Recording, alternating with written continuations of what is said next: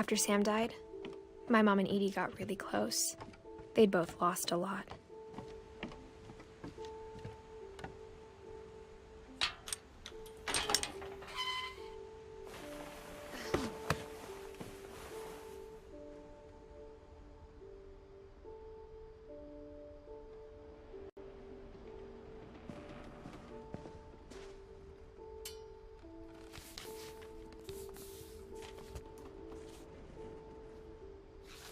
Dear Kay, do you remember the way Gregory used to laugh when he thought he was alone? Like something funny was happening, but only he could see it.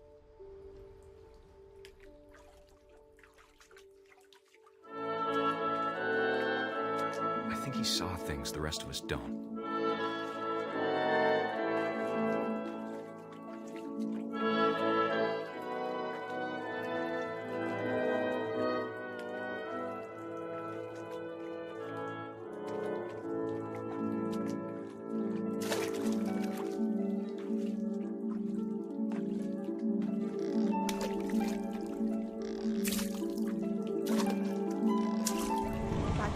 Gregory, it's time to...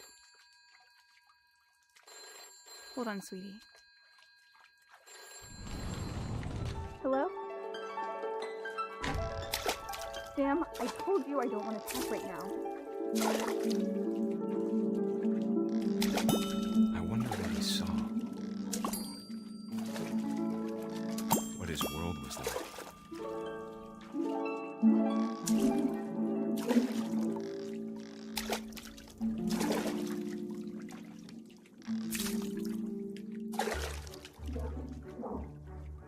Reminded me so much of Calvin. Lost in his imagination. Whatever it was he saw.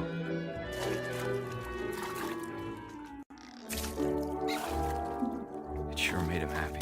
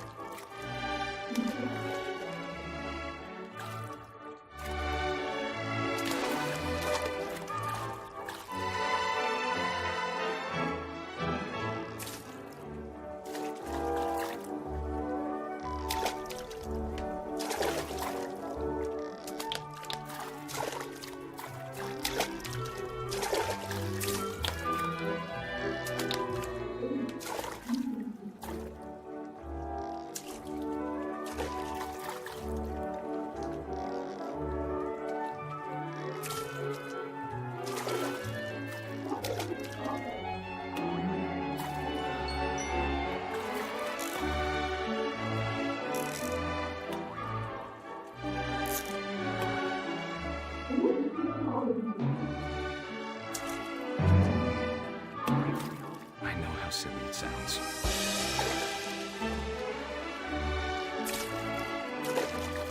But I worried about a baby being too happy.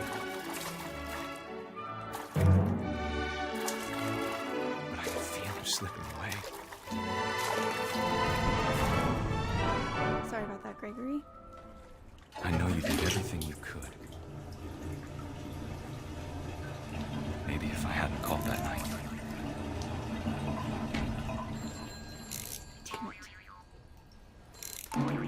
Hold on, I don't want this to be I wish he could have told us about the world he saw.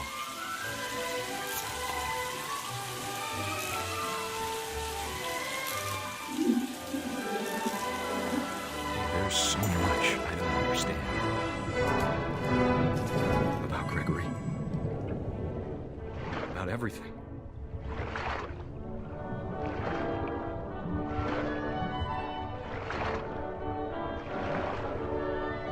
What happened wasn't your fault.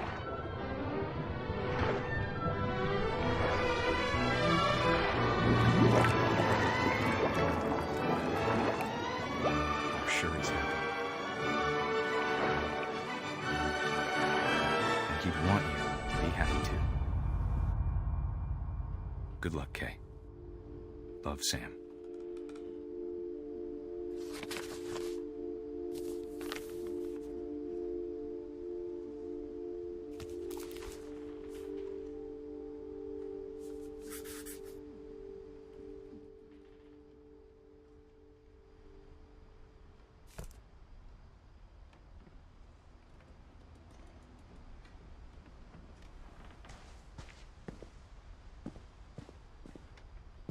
I can't imagine my mom ever writing poetry, and yet...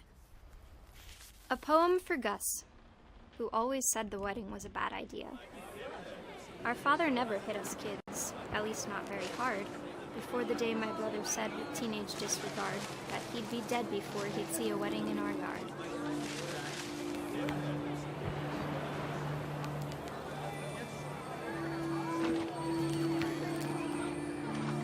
My father made him come, of course, but Gus stood far apart, just flew his kite and bottled up the storm inside his heart.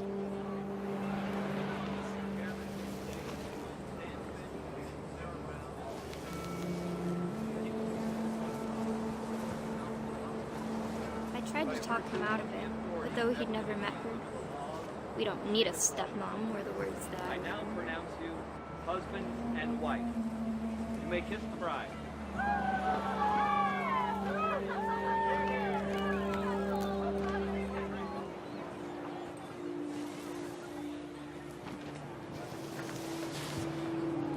When the time for photos came, Dad ordered him to come here. But Gus declined, and as a sign held up his middle finger.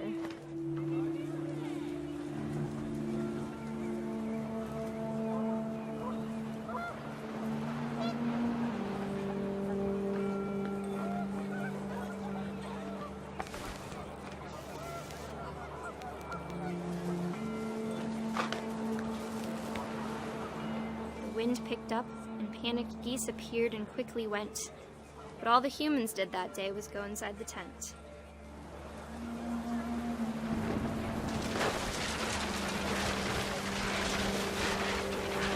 The rain came down in buckets then, but no one seemed afraid that nature might destroy the tent our dad had crudely made.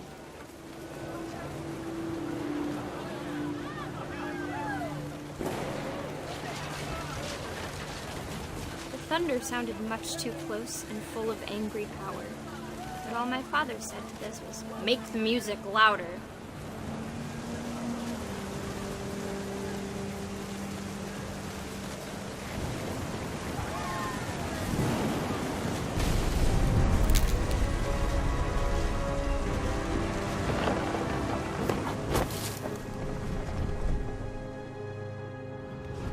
I wish that I could truly say I thought about you on that day.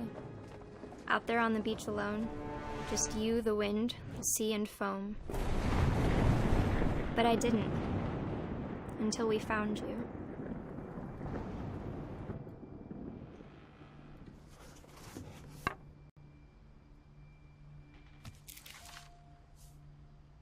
She never talked about him, but Mom told me once if I was a boy, they were going to name me Gus.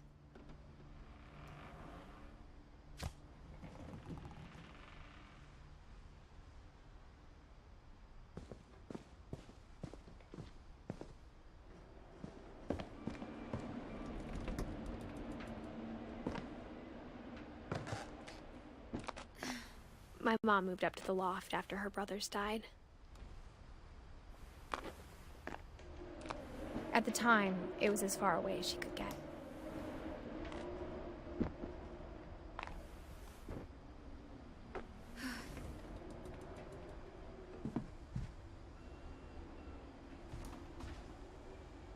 Religion was another thing my mom never talked about, but I think it helped her a lot after her dad died.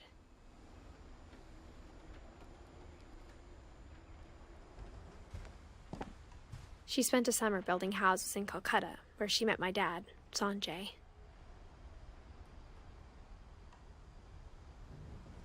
My mom moved to India a week after graduation and got a job teaching English.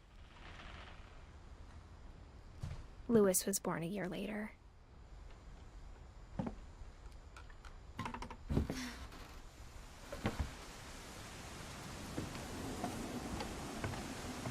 When my dad died, I don't think Mom knew where else to go. I'm sure Edie was happy to have her back.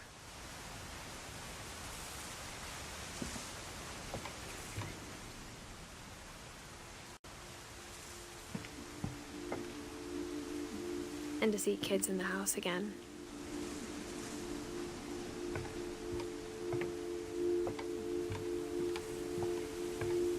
The house had to get a little bigger, but Edie was used to that.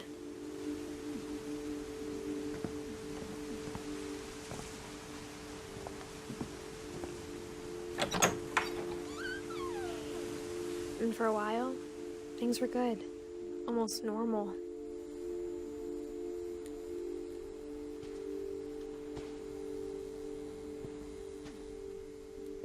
But it didn't last.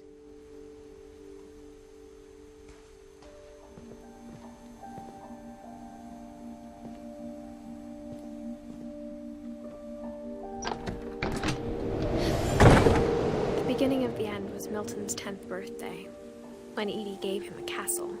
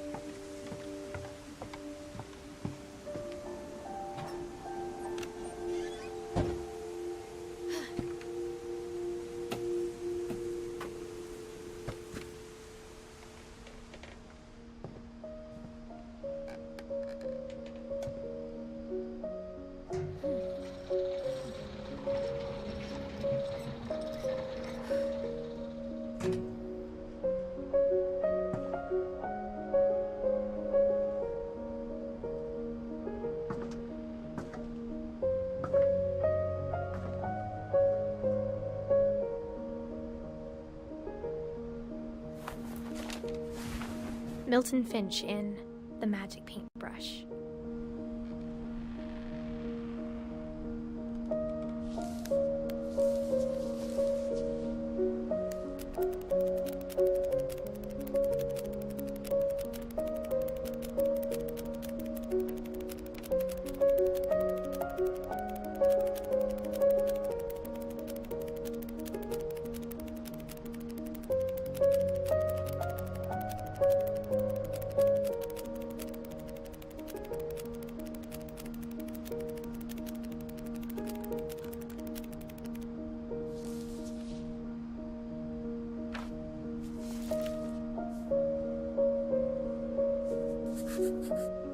I was 4 when Milton disappeared.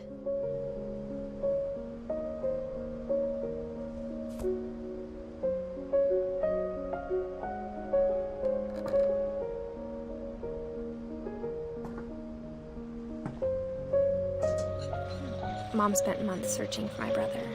Then she sealed the doors.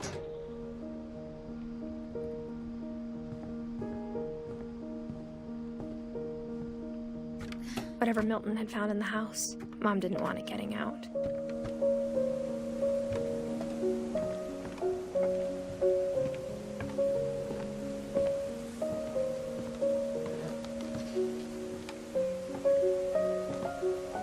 Mom definitely blamed Edie, but I think Lewis blamed himself. After he graduated, he just spent more and more time in his room. Until Mom got him a job at the cannery.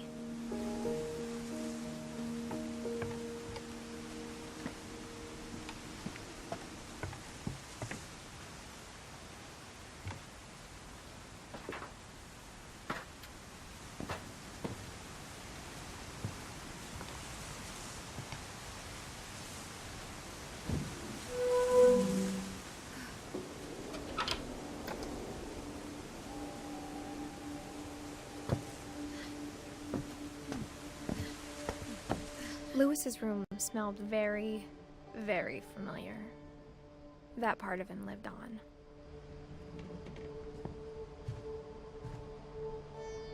Lewis and I spent a lot of time playing games together, but he was surprisingly bad at them.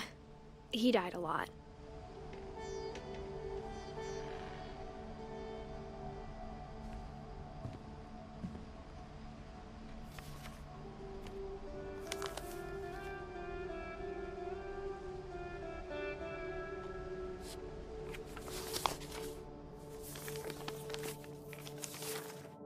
Dear Mrs. Finch, as Lewis's psychiatrist, I can understand your desire for an explanation.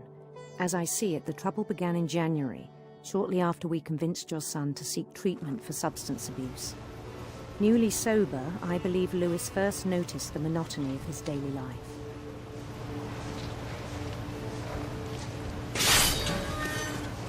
He kept working at the cannery, but he withdrew part of himself. In our sessions, I saw the same behavior. His mind began to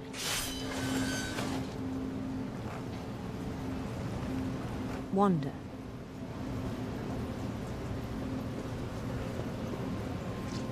I asked him to describe it. He said he started small, imagining a labyrinth.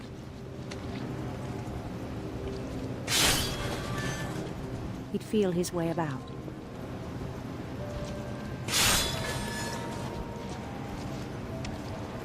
Then something moved. Bats. And toads.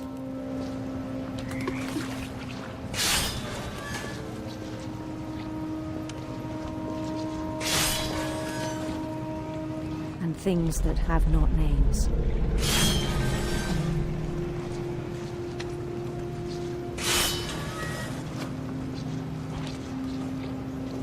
He knew it was all in his head.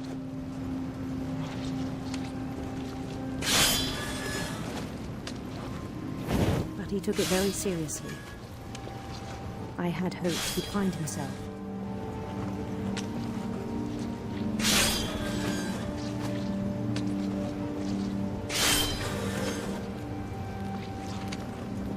But he found something more.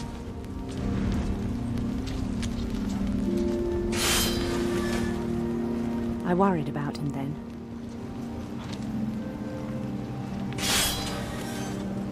Daydreaming at the cannery, I spoke with his boss. But he said Lewis had become a model employee. Methodical, tireless, focused.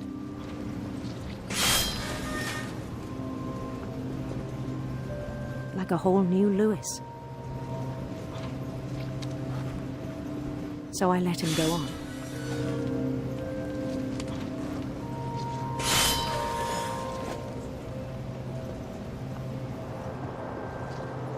I even encouraged him.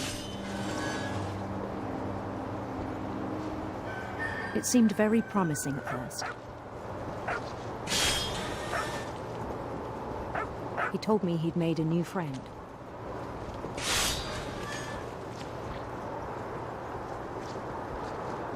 On the edge of a city he named Lewis-topia.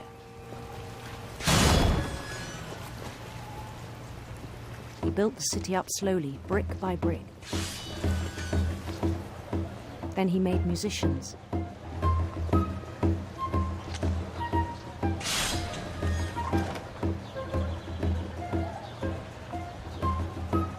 And songs for them to play. He talked about starting a band.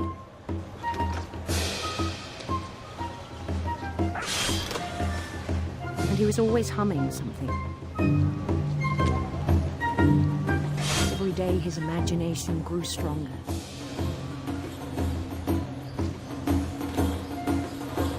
He no longer spoke at the cannery. But his chopping was as reliable as ever. Then one day it struck him that all the cheering crowds, even the stones under his feet,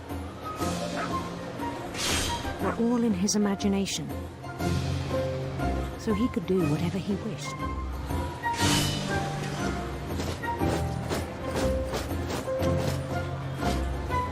He held an election for mayor,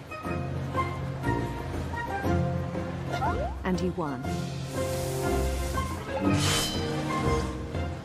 They begged him to stay, but his mind was already wandering. It became a game for him.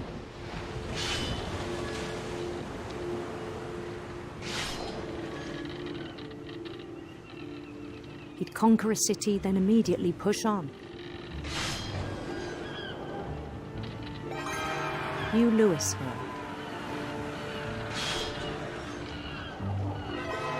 St. Louis.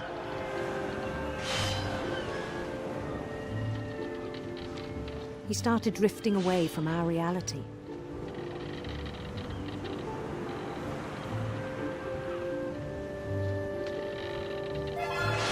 Minneapolis, until one day he forgot to go home from the cannery.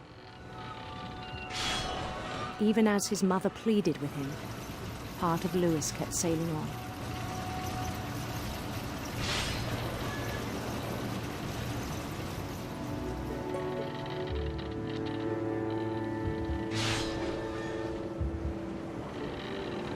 In Louisburg, he heard rumors of a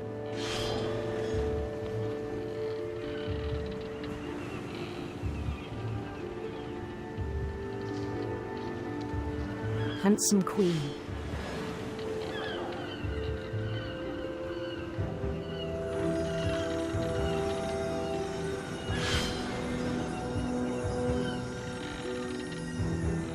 The queen was on her own quest for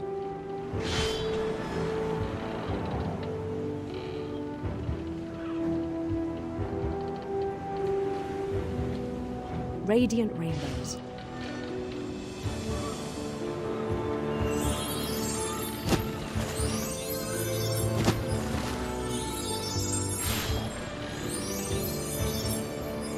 He followed the sound of her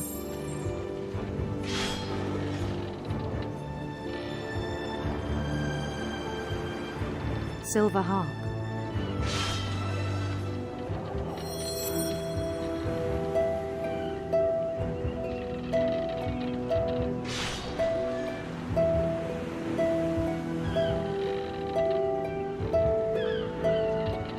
His chase led him to a golden palace east of the sun and west of the moon.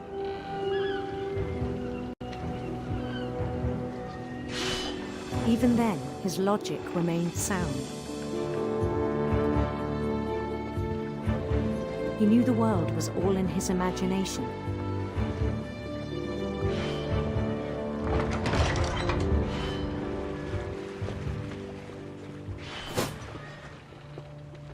But he was so proud of having created it.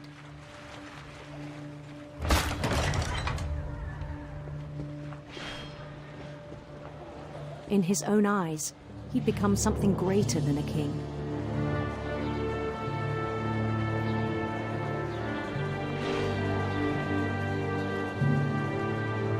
For someone who'd never known success in the real world, I think it was overwhelming. And then it struck him that the real Louis was not the one chopping salmon, but the one climbing the steps of a golden palace.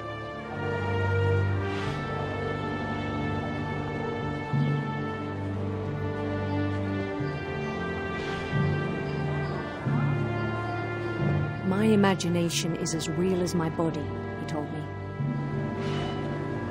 It was hard to argue with him.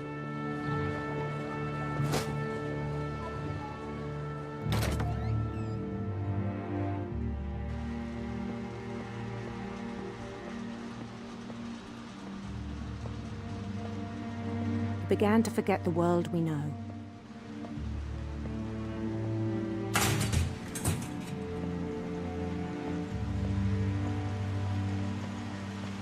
I think it pained him to remember Louis, the cannery worker.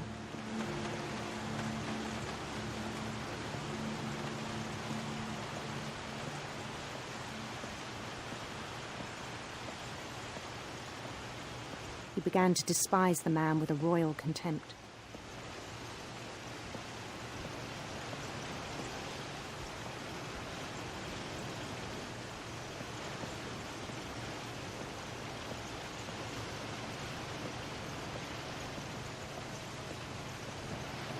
I still thought I could save him. Even after he said he was being crowned king over all the lands of wonder.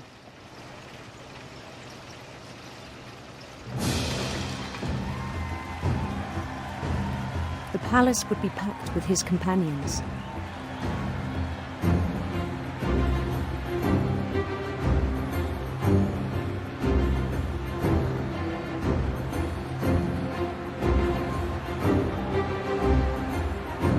including the wise Calico who insisted on inviting him.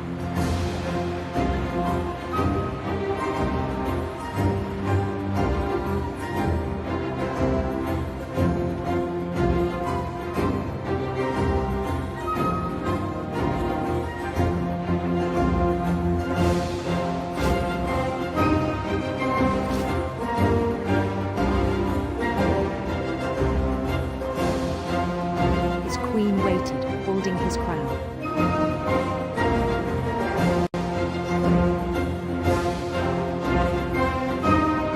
There was only one thing left to do.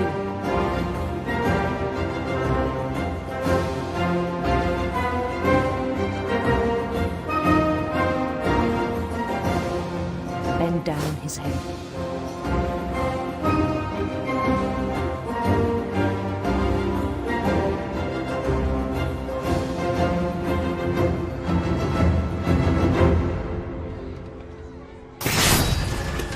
I think you know. Mrs. Finch, your son was a kind man who will be missed by all of us who knew him.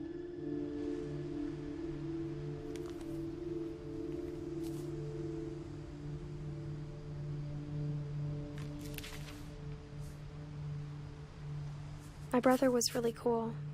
I wish you could have met him.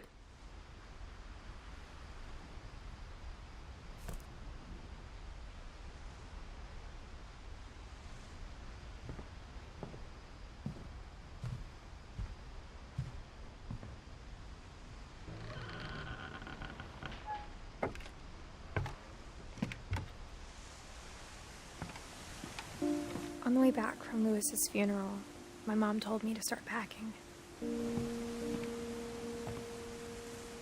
She waited until the day before we left to tell Edie. I'm not sure if she wanted to make it easier or harder.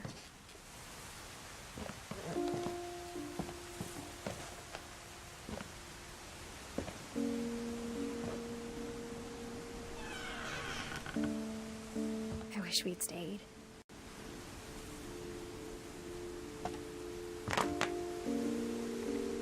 But I understand why we left.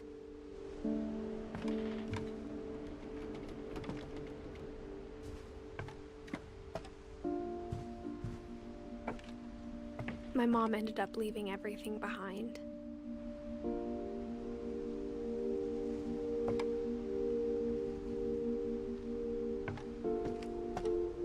What happened that night had been coming for a long time.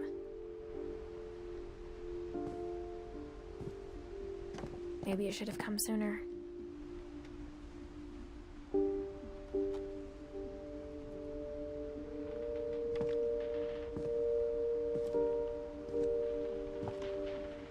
But it had to end one way or another.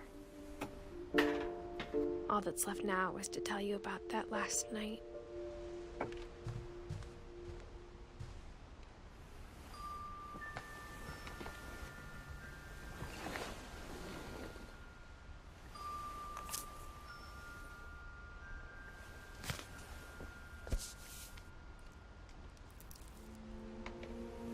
That whole last day, Edie just watched us pack and didn't say a word.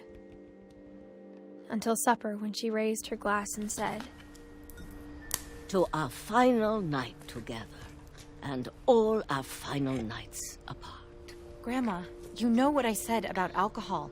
Some of your medications are very Edith, specific. I left a present for you in the hallway. Why don't you go open it? The grown-ups have to argue now. I'm sorry, you're right. We're all leaving tomorrow. Let's just enjoy our last... I'm not leaving. Edith, you're excused.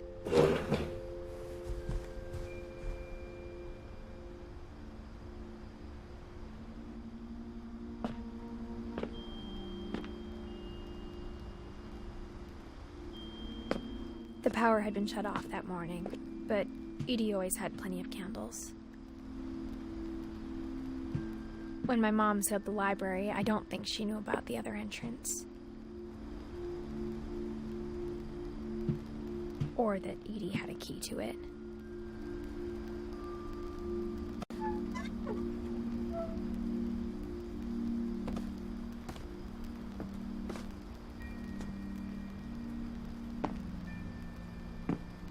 thing you're afraid of isn't going to end when you leave the house. Edith has a right to know these stories. My children are dead because of your stories. I think it's best if Edith and I leave tonight.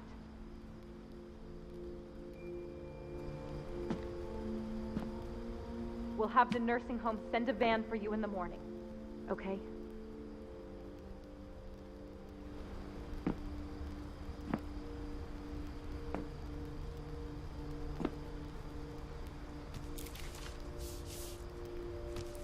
Dear Edith, there's so many stories I wish I could tell you, but there's only time for one.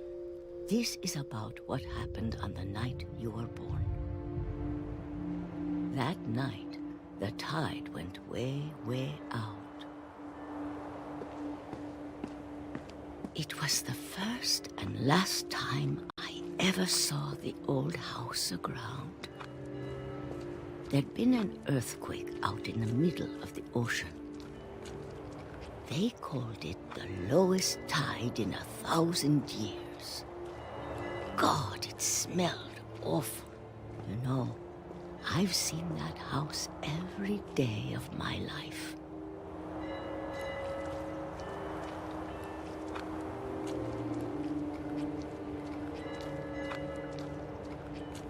But I never thought I'd go back to it.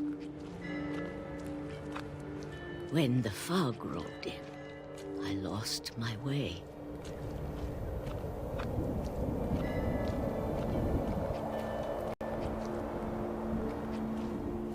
I got turned around.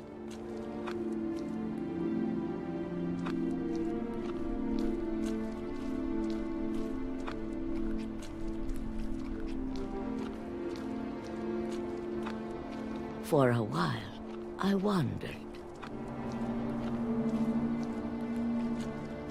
I started seeing things.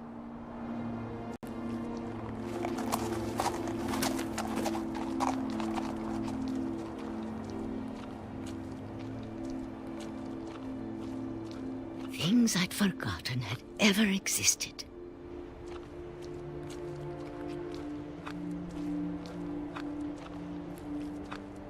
But when I saw them, they felt like old friends. That night, a lot of things came back to me. Or maybe I came back to them.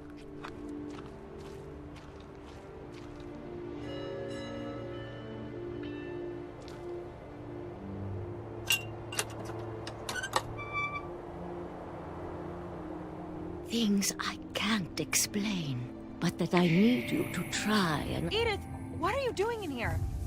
It's mine. Edith! Mom, you're gonna rip it! Let go! I kicked and screamed, but Mom dragged me to the car.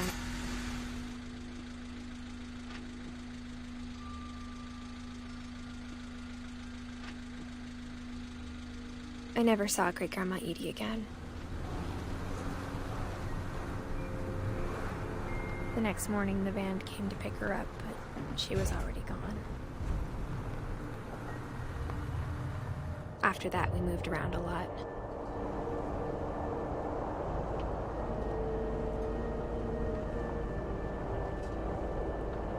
We both tried to make the best of it.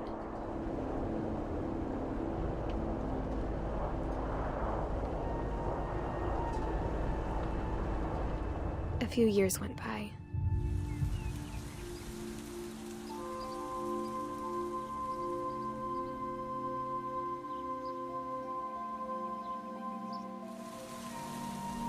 My mom didn't like to talk about it,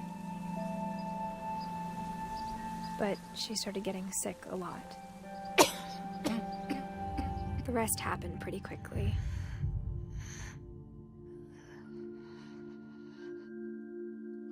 She got better for a while, and then she didn't.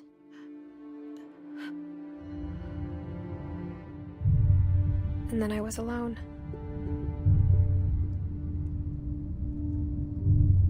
The last Finch left alive.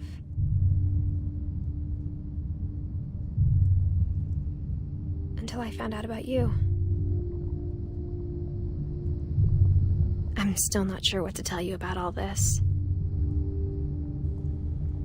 If we lived forever, maybe we'd have time to understand things. But as it is, I think the best we can do is try to open our eyes and appreciate how strange and brief all of this is. This journal was supposed to be for you. But now I hope you'll never see it. I just want to meet you and tell you all these stories myself. But I guess if you're reading this now, things didn't work out that way.